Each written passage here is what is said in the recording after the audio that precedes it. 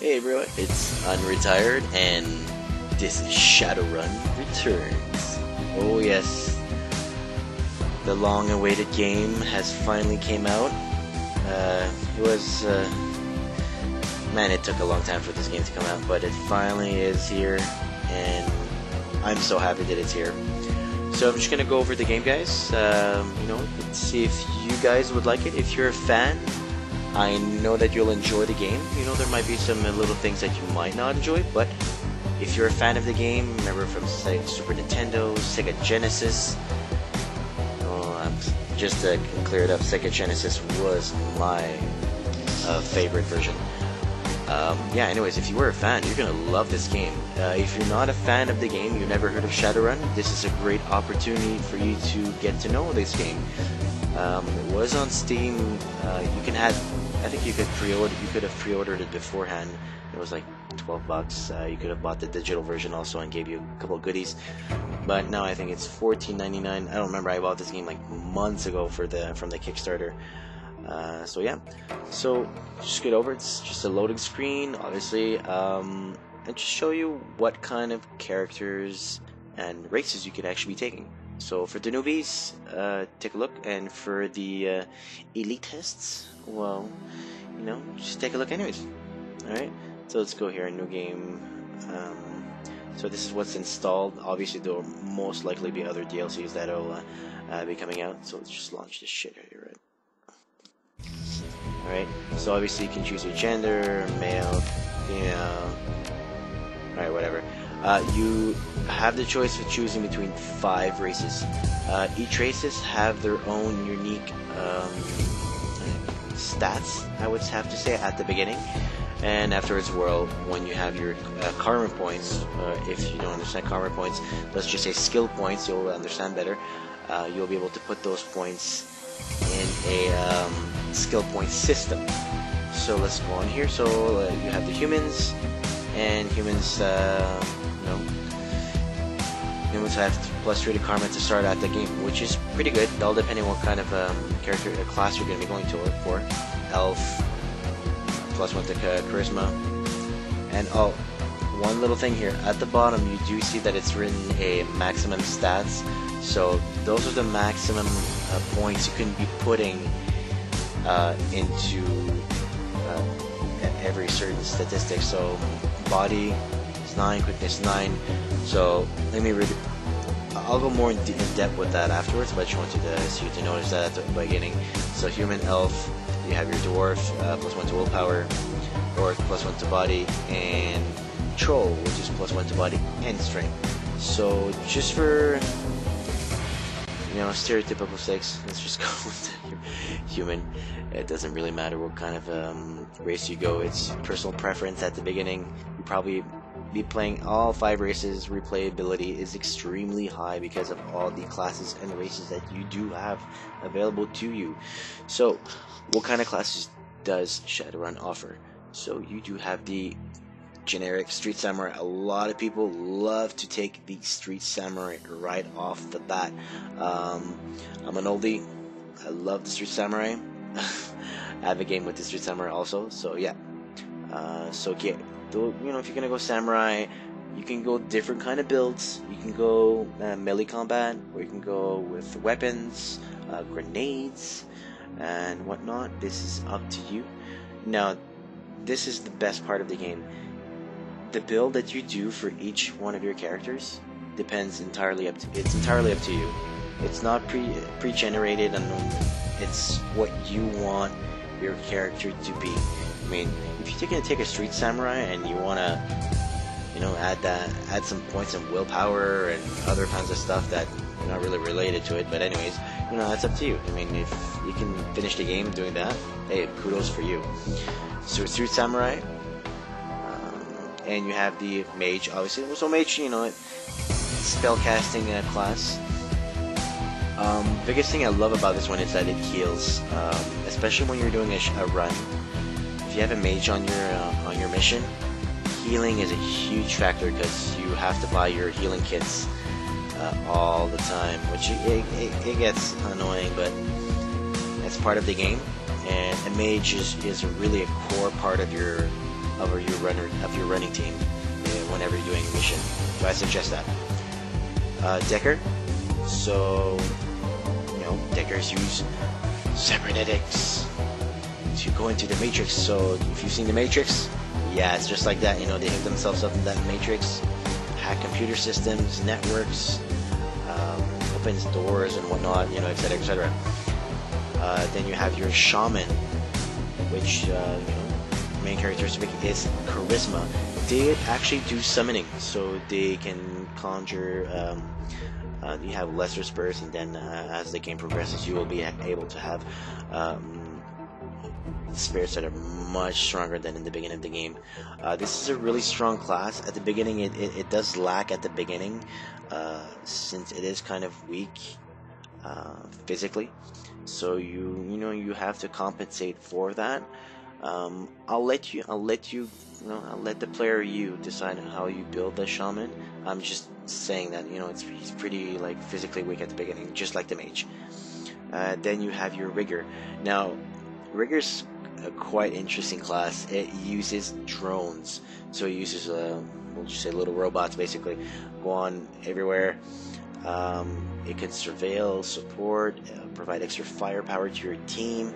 It is extremely strong. So not only are you able to use those drones to your advantage, but you're using quite a bit of cyber tech. If you're new to the cyberpunk world, cyber tech is basically, I can replace my arm with a cybernetic arm. I can replace my eyes with optics. Gives me greater vision. So whatever you can think of, it can be pretty much there. And last but not least, it is the physical adept. So I don't remember if the old Shadowrun back in the day had this, but yeah, it's the more magically active characters use more internal magic. So basically they use magic to boost their physical prowess and mentality and spirituality. Yeah, these are pretty strong physically. I've had one in one of my runs, and they kick ass. Alright, so these are the classes. I won't make a character for each one of them. I'll just go out of here, and I'll go into one of my games here. Let's just do a load game. I had a whole bunch of other games, but I kind of deleted them, so whatever. I'm just going to my org here, and I'll load this, and I'll just give you a quick glance of the UI. How you're moving around. Spoilers here. I mean, if you don't want to look at this little part here, I'm not gonna go through the dialogue. I'll just skip it real quick so no one can see. So no one can read anything. I don't want to spoil it for you guys either. The load here. All right. Okay. So this is a location that I won't be telling you where it is for now. So there's one feature I do have to mention that a lot of people might disagree with. It is the save feature. Now, there is no saving whenever you want. There's only an automatic save. So you see when I loaded the game in here, it said autosave. Yeah, that's the only thing that's available. So if you have to restart, if you get out of the game, you're gonna restart to the place that you last left. So for me, it would have been this area. Yeah, it sucks, but get over it. Play the game, you'll enjoy it. Trust me. So you can zoom in or zoom out, obviously with your wheel mouse. That's the maximum of zoom in, and this is maximum of zoom out. So we'll just max in here. Graphically, it's it's all right. I mean, I heard a lot of people were expecting something magnificently amazing graphically. Hey, it's quite decent, to be honest with you. I mean, they put the work into it. This is what it looks like. The game, if you're playing this game for the storyline and for the genre, I mean, if you love this genre, you will enjoy the game. So let's go here. You press this little big button here, and this is what appears. So on the top here, you'll be able to see your cache, which is yen in the game. That's what it's called in the game. You have your current objectives, and then you have your mission items, whatever is in here. You can You can't click on them, it'll just say what you have. You do have a help menu, so basically you'll have here the basics and your HUD, which is everything when you're in combat. Combat is, man, it's pretty easy. I mean, there's nothing very difficult about it. It's a turn-based game, RTS, so you're moving around when in combat. Your gun runs out of ammo. You're gonna have to use an action point, which is AP. All right, and you'll have to click on it on your gun icon here, and reload your gun. Now it does take an action point. Here you'll be able to just choose the kind of skill for your weaponry. Now you can choose. There's different kind of skills that you'll be able to have. So you see your attack options. You'll have different options. This is your set Overwatch, obviously. You can to reload your AP cost. This is 1. So everything here is 1. Some of them are 2, 3, such as this example here for a spellcasting icon. I forget this one. It's probably Firebolt or something. If you do click on here, which is a cycle through weapons, it will cycle through your weaponry. If you have only one weapon, well, you only have one weapon. If you have more than one, then you have more than one. Really depends on your game style. So you have your combat, who's in your team, how many AP points they have left, or if you're dead or they have no more AP points. So yeah, that's it. I mean, this game is pretty straightforward when you think about it. I mean, your karma is, as I explained to you, it's a skill point system. I will be showing you this. I'm showing you what's in the menu. Cyberware. When you go into a store and you want to buy cybernetics, it'll show you what's available to you, and you have a number of cybernetic points that we'll just call them points that you can have. Will be the number of implants that you're able to have. So you'll have to take a look at that carefully and see what you want. And these are all the classes that I told you about. So the mage, the rigger, yeah, this is an ugly bitch right here. Decker. You have your physical adept. I don't know, doesn't seem too menacing, but they're pretty damn good. You got your shaman with this small ass orc. This is really small orc. Street samurai. And then you got your glossary of what little terms mean, of your little terms. Let's get out of here. And this is for your saving, options, video card, audio. You have your missions. This is for missions. What is this? So this is your inventory. So right now here, this is not too far into the game, so you can scroll here, this is my orc, street shaman. Street samurai, not shaman, and it'll tell me what's equipped. I only have one weapon. I have a couple grenades, or concussion grenade, frag grenade, concussion grenade, and another frag grenade, and I have one med kit left. I only have a basic clothing on. I didn't buy anything yet. I fucking hate buying shit at the beginning, but because you might find it on drops. And for cyberware, I don't have any cyberware yet. So that's another thing. But your cyberware is all here. You'll be able to see it. If you hover over it, you'll be able to see little HUD here that appears, and it will tell you what it is exactly. So moving on to karma, which is, I would say, one of the most important aspects of the game. If you want, this is your action pool. You can only have 2 actions per turn. That's what it means.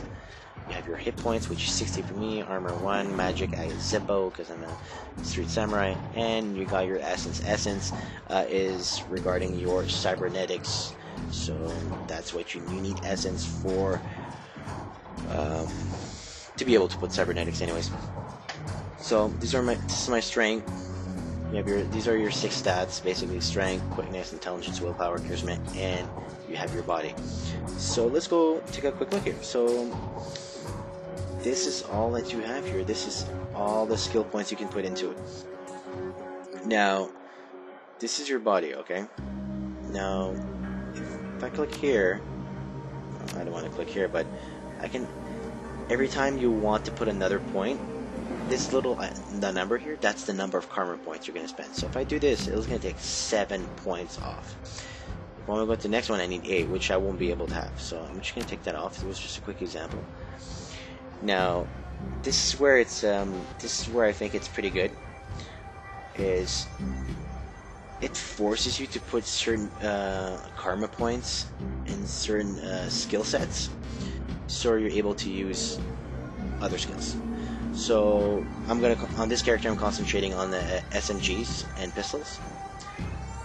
Alright, if I want to get the 5 here, I have to put 5 points into quickness. See how it advances here? The little line, it advanced, and it tells me what I can take.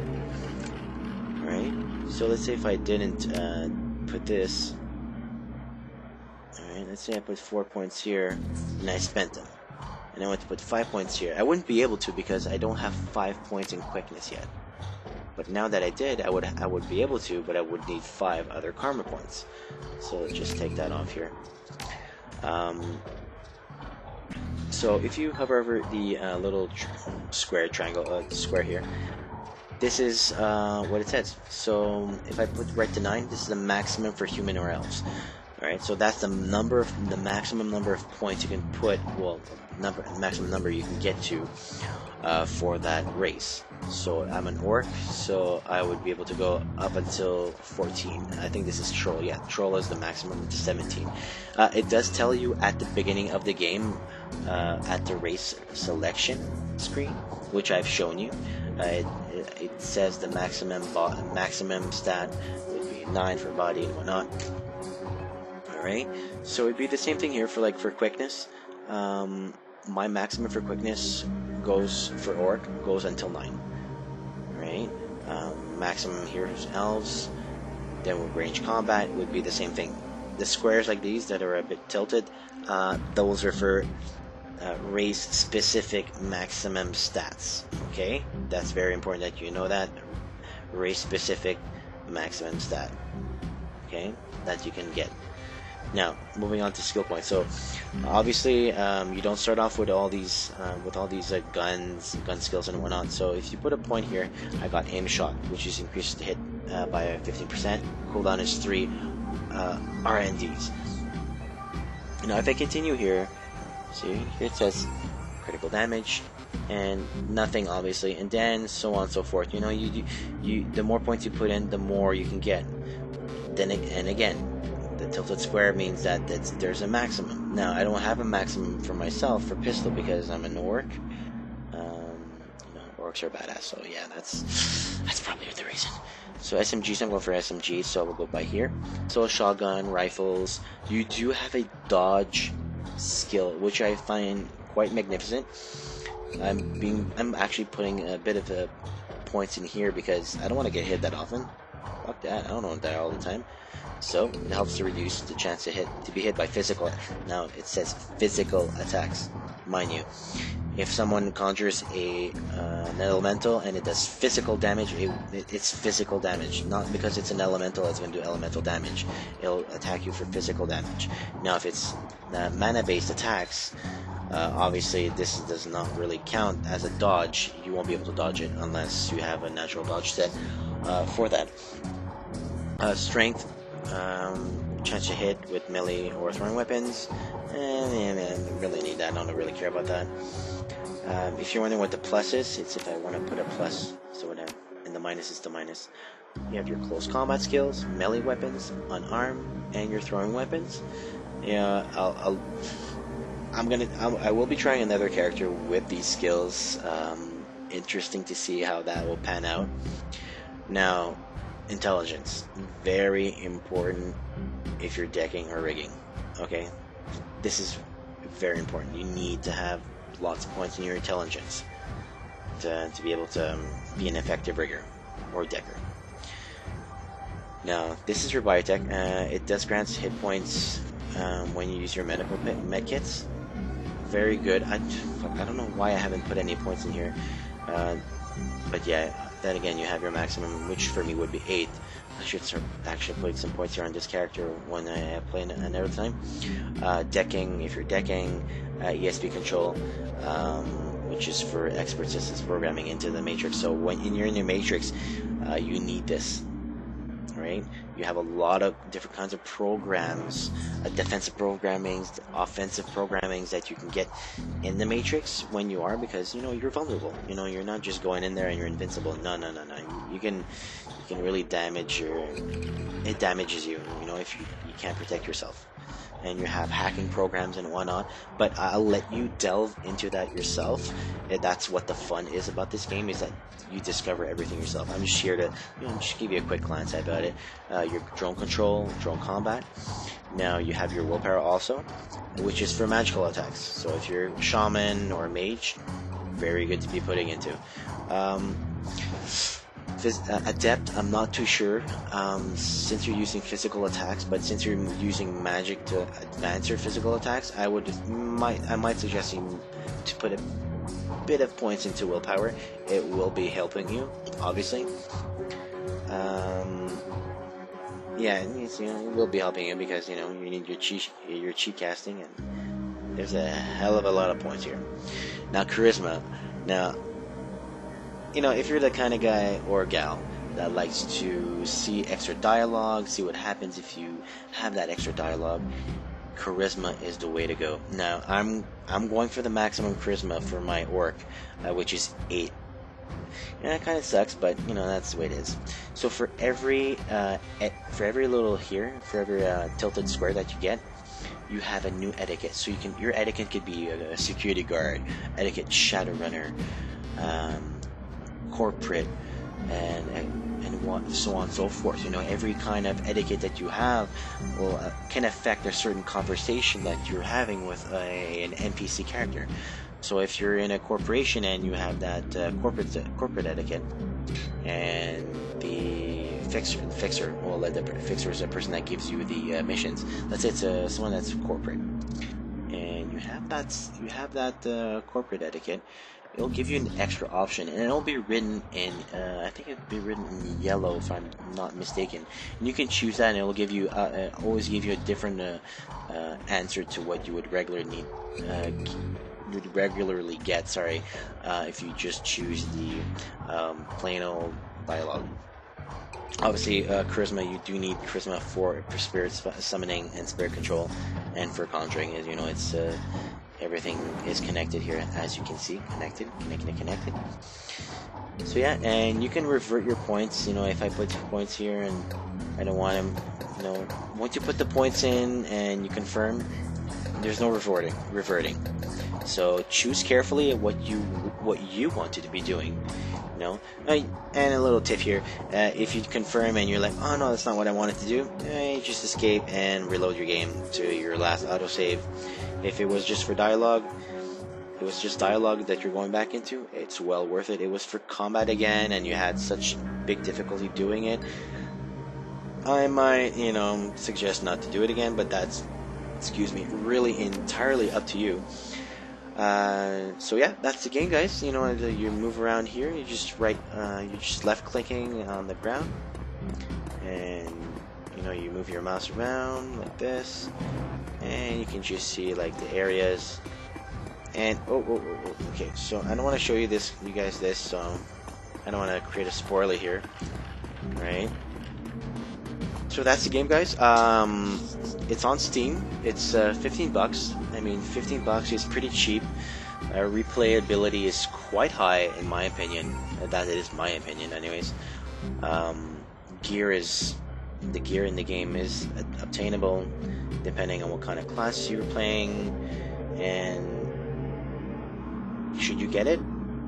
I would say yes. Try it out. $15. It's not that much. I mean, you know, there was this Steam Summer Sale that just passed by, and I would have to say, if you're gonna spend $15, maybe to go eat some junk food, maybe just don't go eat that junk food.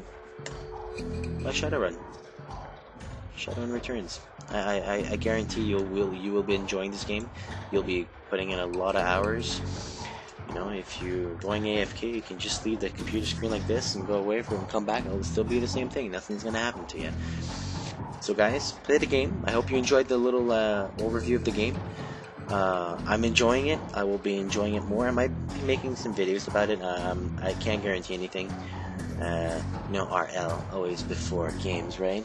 Fortunately. Sniff, sniff. So anyways, I hope you guys enjoyed. You know, you leave a comment if you have a comment to say. I do appreciate positive criticism. and please do subscribe. It does help me to make more videos and encourages me to make more videos, and I always appreciate those subscribers. I mean, you know, it's hard, but it's always appreciated. Alright guys, you take care, and you know, hopefully I get those comments and tell me what you think about Shadowrun, and I hope to see you guys in the next video. Take care.